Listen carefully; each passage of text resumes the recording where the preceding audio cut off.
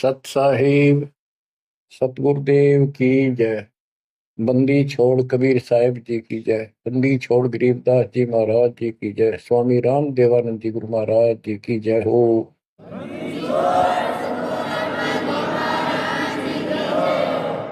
सर्व संतों की जय, सर्व भक्तों की जय, धर्मी पुरुषों की जय।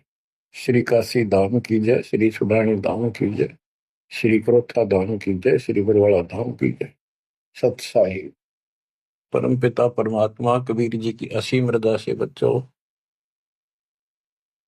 आज आपको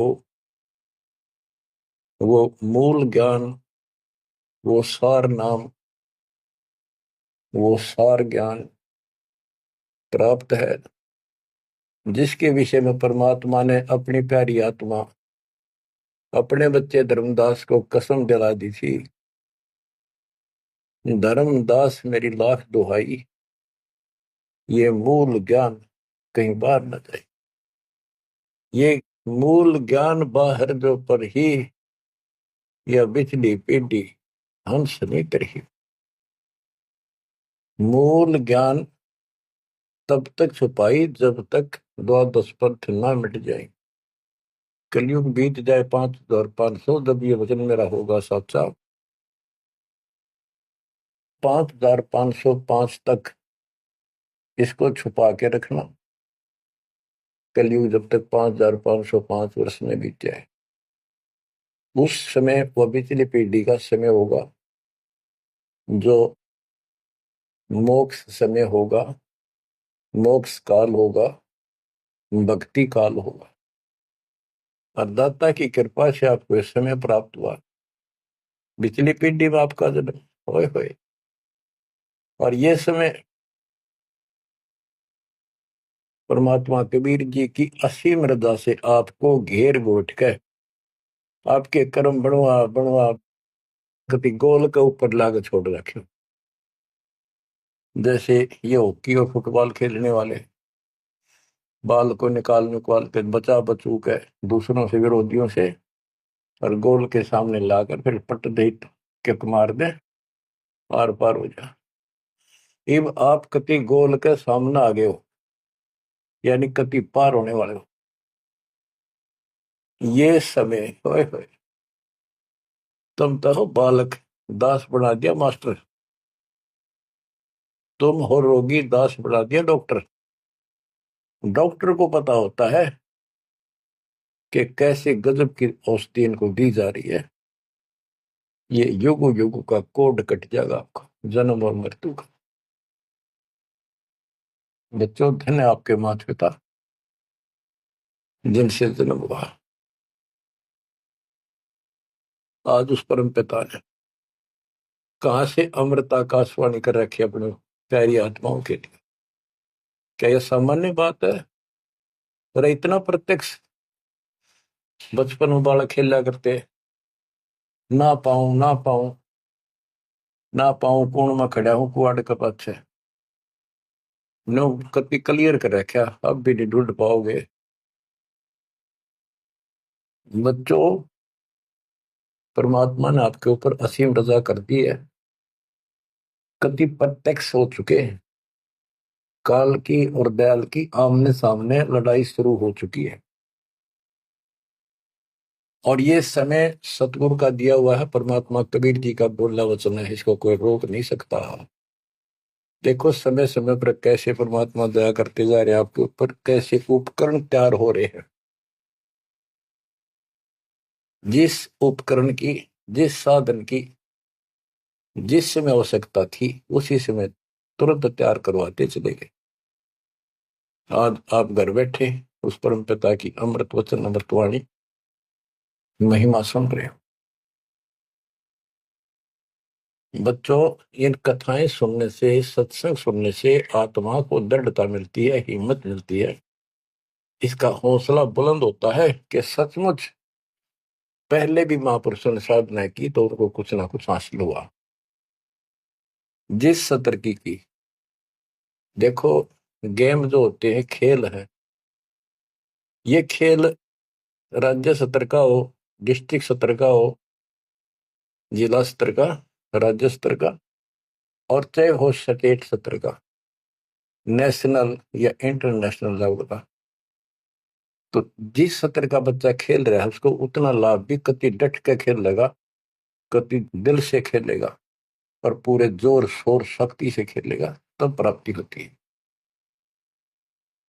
तो अब आपको परमात्मा का दिया ज्ञान संत गरीबदास जी की अमृतवाणी से सुनाता हूं कि ये समय जो आपको प्राप्त हुआ, पिछली पीढ़ी में जन्म और यू पिछली पीढ़ी का समय, होए होए, इसके ऊपर ये सारा समय संयोग का अंग है। इसमें लिखा कि सब चीज परमात्मा के द्वारा निर्धारित है। दो तरह के, एक तो प्रारब्ध के अंदर लिखा होता है, वो भी अपने समय पर उसको ऐसे ऐसे सारा कुछ जीवन में होता चले जाएगा, परमात्मा उसमें कोई डिस्टरबेंस नहीं करेगा। जब तक पूर्ण परमात्मा की शरण में नहीं आते तो दुख भी भोगने पड़ेंगे उसी समय पर, और सुख भी उसके भाग में है, वो भी मिलेंगे। राज है तो राज भी मिलेगा। और इस समय की बागडोर कबीर साहब के अतिरिक्त विश्व में किसी के पास नहीं है। ये समय चेंज कर सकता है, ये समय आपको कुसमय को सुसमय में बदल सकता है। आप भक्ति प्रारंभ करने से पहले क्या करते थे, हिसाब लाइए।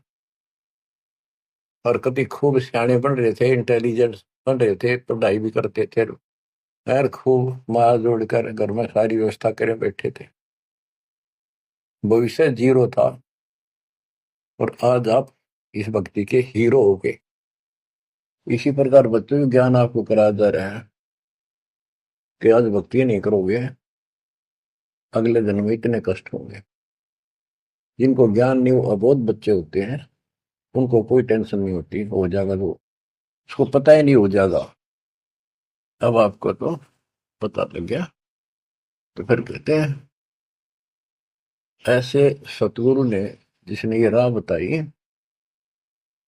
गिरु सतगुरु के सिजदा करूं, कर्म छुटाए कोट कोटि, और जय सतगुरु की कोई निंदा करे तो जम तोड़ेंगे पोट। जो ऐसा सतगुरु जिसने ऐसे हमारे पाप कर्म छुटवा दिए, सब बुराई छुटवा दी, सच्चा राह दिखा दिया, भक्ति मार्ग पर लगा दिए। आप देखो सारा दिन क्या करते थे। पिछला जो संस्कार था, बैटरी चार्ज थी, वह चल रही थी, वह चलती रहती, और आपको ऐसा लगता नो प्रॉब्लम। जब वो डिस्चार्ज हो जाती, फिर पता चलता दिस इज प्रॉब्लम। अब जैसे जिसके पिछले संस्कार हैं, अब बढ़िया पोस्ट है, घर में सुख है, धन भी है, बाल बच्चे भी हैं, रोजगार भी चंगा है, या बैटरी पिछले जन्मों में चार्ज कर रखी थी, या चल रहेगी जब तक चल रही है। इसकी कैपेसिटी है, इसकी लिमिट है, और जिस दिन वो खत्म होती जाएगी उस दिन उस भले व्यक्ति के समझ में नहीं आओगे कि तो कैर टूटने लगेगी। तो ज्ञान से सतर्क हो जाते हैं, बैटरी फिर से चार्जर पर लगा दी जाती है, और जो सारा दिन में कर्म करते थे वह, आप देखो, आपको टाइम में कोई ना बकवाद सोचने की, अटपट करने की, बतलाने की, इतना सिलेबस है, ये पूरा नहीं हो सारा दिन में। और नीत आत्मा मान जाती है कि यो करना पड़ेगा, यो करेंगे, चाहे दुख पावा चाहे सुख पावा। तो ज्ञान से जानकारी होती है मतलब। और फिर पिछले महापुरुषों के इतिहास बताए जाते हैं, तो उनको देखकर और उमंग उठती है। सत्संग में जाना मेरा छोड़ दे, आए मारी लोग करें तकरार, सत्संग में जाना मेरा छोड़ दे, सत्संग में जाना मेरा ना छुटेरी, हारी चाहे जड़क मरो संसार, सत्संग में जाना मेरा ना छुटेरी। माँ समझाती है बेटी को अपनी लोक लाज के आधार से मीराबाई बेटी को कि बेटी चारों तरफ चर्चा हो रही है, ठाकुरों की बेटी, अच्छे खानदान की बहू, ऐसे नहीं जाया करती, क्या कहेंगे लोग। तो उसका जवाब दे दिया, बाढ़ में जाओ संसार। कबीर साहब कहते, कबीर कुल की करनी के कारण हंसा गया विगो, फिर यू कुल के कर लेगा जब तू चार पाया का हो। आज इन लोगों की शर्म में आकर हम अपने कर्म धर्म में खराब कर लिया मर्यादा को, कल कुत्ते गधे सूअर बनकर धक्के खावांगे, तब ये कुल के लोग कौन डाल उड़ा देगा, कौन बचा देगा। यह बात भगत के ठीक से समझ में आ जानी चाहिए, और आ जाती है। तो मीराबाई को खूब और तरह से भी समझाया, तारे सत्संग के राय में आए वापरते हैं बब्बर शेर, कोई कोई शेर तुम खाल वह, आए वापरते हैं बब्बर शेर, कोई कोई शेर तन खाल वह, जब गुरु मारे मेहर करी, हारी व तो शेरों के गिदड़ बन जाए, सत्संग में जाना मेरा नाच बैरी, हारी व तो शेरों के गिदड़ बन जाओ, सत्संग में जाना मेरा नाच बैरी, सत्संग में जाना मेरा छोड़ दे, आए मारी लोग करे तकरार, सत्संग में जाना मेरा छोड़ दे, सत्संग में जाना मेरा ना छुटेरी, सत्संग में जाना मेरा ना छुटेरी, आरी चाहे जड़क मरो संसार, सत्संग में जाना मेरा ना छुटेरी, थारे सत्संग के राय में आए वहाँ पर रहते हैं काले नाग, कोई कोई नाग तन डसल वे, गुरु हमारे मेरे करी, हारी वो तो सरप गंडे वे बने जा, सत्संग में जाना मेरा ना छुटेरी, हारी वो तो सरप गंडे वे बने जा, सत्संग में जाना मेरा ना छुटेरी। जब सारी बात नहीं समझ में आई तो उसकी माँ ने कहा, बेटी हम ठाकुर उच्च जाति वाले, रविदास के पास तो नाम ले रही है, वहां जाती है, वो चमार जाति का, इसमें हमारी बेइज्जती हुआ है। तारे सत्संग के बीच में आए वहां पर रहते हैं साधु संत, कोई कोई संत तन ले रमाए, तेरे ही मन में माता पाप है, वो संत मेरे माँ बाप है, अरे वो तो कर देंगे बेड़ा पार, सत्संग में जाना मेरा ना छूटे, वो तो जाति चमार है, वो तो जाति चमार है, इसमें हमारी हार है, वो तो जाति चमार है, इसमें हमारी हार है, तेरे लिख मता चमार है, मेरा सिरजन हार है, हरि वो तो मीरा के गुरु रविदास, सत्संग में जाना मेरा ना छूटे, हरि वो तो मीरा के गुरु रविदास, सत्संग में जाना मेरा ना छूटे, सत्संग में जाना मेरा छोड़ दे, आए मारी लोग करें तकरार, सत्संग में जाना मेरा छोड़ दे, सत्संग में जाना मेरा ना छूटे, सत्संग में जाना मेरा ना छूटे, हारी चाहे जड़क मरो संसार, सत्संग में जाना मेरा ना छूटे। बच्चों, जब आत्मा में यह दृढ़ता आ जाती है, जब उसका लेखा शुरू होता है भगवान के दरबार में, और ये अपने आप आ जाती है, किसके ज्ञान से आती है, पिछले संस्कार से आती है। पिछले संस्कार से आपको राह मिला है, आज से नहीं हो आप। गरीब साथ दो से तीन मस्करी चोरा नाल फसाद, मन अखाड़ा जीतेंगे ये युग निगम के मार, युगों युगों से मालिक आपका पीछे पड़े हुए हैं, आप सत्कर्म मांग लियो, इतने प्रमाण दे दिए हैं, कैसे कैसे आप तक पहुंचा जाता है मालिक के द्वारा। रामानंद कितना किले में बंद कर रखा था, वहां कैसे पहुंचे जाता।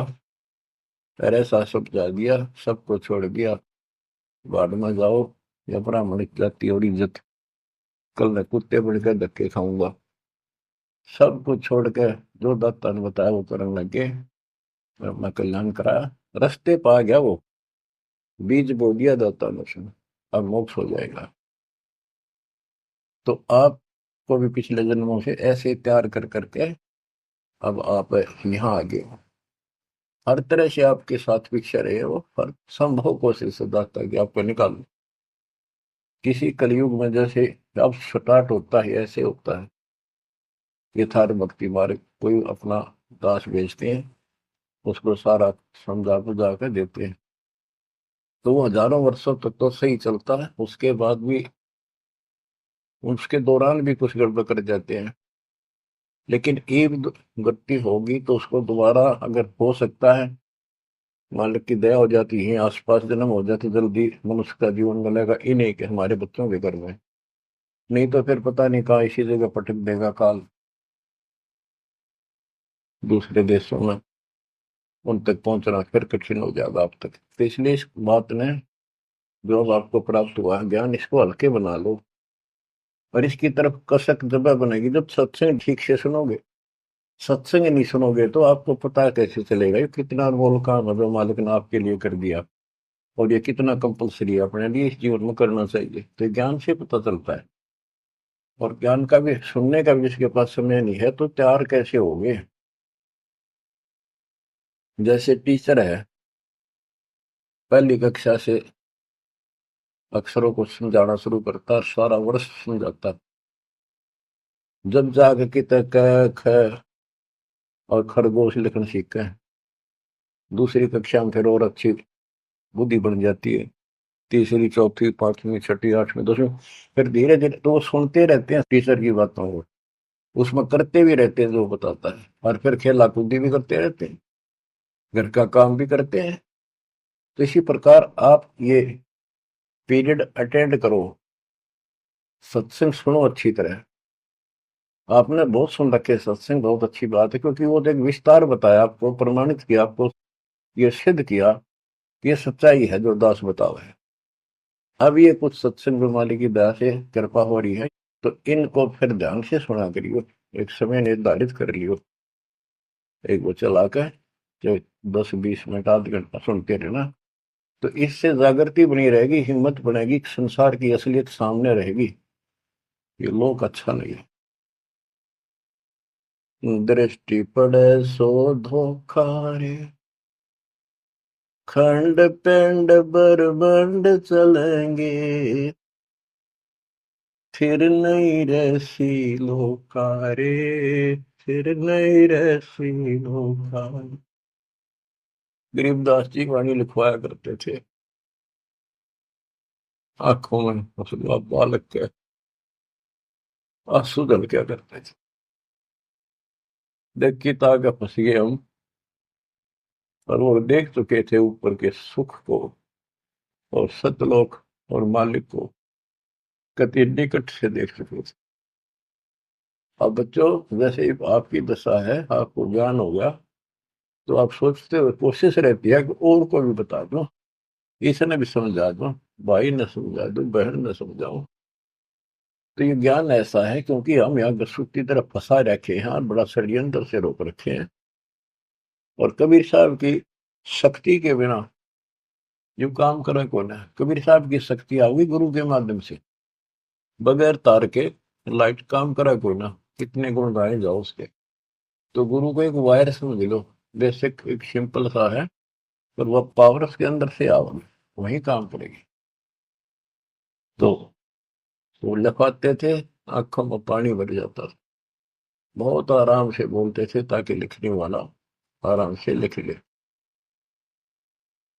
कि दृष्टि पड़े सो फना है, फना माने नासवान, नष्ट होगा एक दिन।